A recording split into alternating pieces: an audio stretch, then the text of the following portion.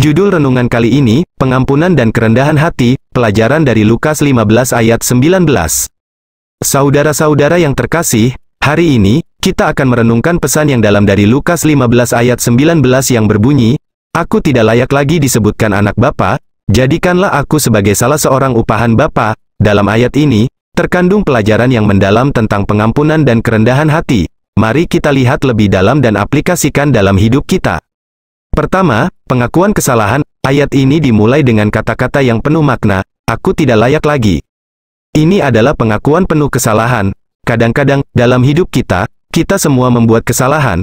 Namun, adakah di antara kita yang merasa begitu bersalah sehingga merasa tidak pantas lagi mendapat pengampunan? Ini adalah saat kita perlu merenungkan tindakan kita dan mengakui kesalahan kita.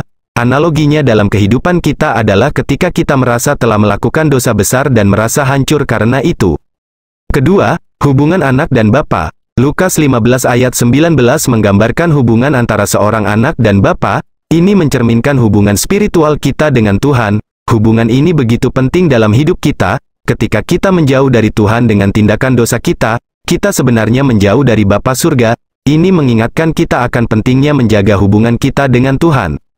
Ketiga, permintaan kerendahan hati. Ayat ini juga menggambarkan permohonan untuk dijadikan salah seorang upahan Bapa. Ini adalah contoh kerendahan hati yang mendalam. Analoginya dalam kehidupan adalah ketika kita merasa rendah diri karena kesalahan kita dan merindukan kesempatan untuk memperbaiki diri. Ini adalah saat kita mengakui bahwa kita membutuhkan pertolongan dari Tuhan. Keempat, analogi dalam dunia nyata. Dalam dunia nyata, ayat ini mengingatkan kita pada pengalaman seseorang yang telah melakukan kesalahan besar dalam hidupnya.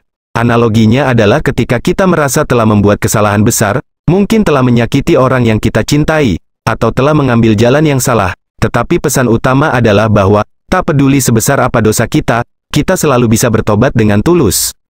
Kelima, kasih Tuhan yang tak terbatas. Ketika anak itu pulang, Bapa yang penuh kasih merangkulnya dengan sukacita. Ini adalah analogi dalam dunia nyata tentang kasih Tuhan yang tak terbatas dan pengampunannya.